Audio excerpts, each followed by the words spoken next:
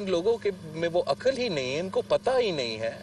میں تو سمجھتا ہوں کہ اچھی بات ہے کہ وہ حکومت میں نہیں تھے، اس لیے پھر ان کے سمجھ سے باہر ہوتا کہ اس سیلاب کو کیسے مینیج یا مس مینیج کیا جاتا۔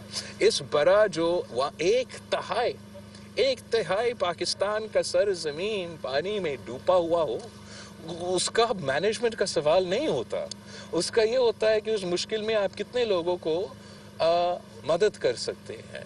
مہینوں تک یہ سلسلہ چلتا رہا۔ چیف منسٹر سندھ میں سی ایم ہاؤس میں تھا 2 دن پہلے، تو وہ ہمیں بتا رہا تھا کہ جو سٹیٹسٹکس ہے کہ 2005 میں جب بھی وہ بارش آیا تھا کتنے لوگ مر چکے، اور اس وقت کا کتنا کمپیریٹیولی کتنا بارش تھا اور اس وقت کتنا تھا، اور تو سائنس جو ہے، حقائق جو ہے، پوری دنیا جو ہے وہ یہ بات مانتی ہے کہ یہ موسمی تبدیلی کی وجہ سے تباہی ہے۔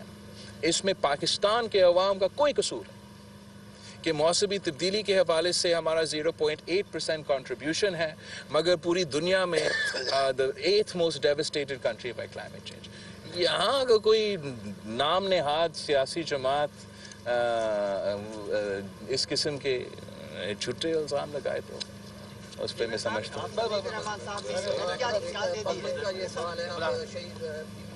بیٹے ہیں وہ پبلک کا یہ سوال ہے کہ ہمارے بلاول بھٹو صاحب کب دلہا بنیں گے اور کب جب ہم ان کو بچائیں گے۔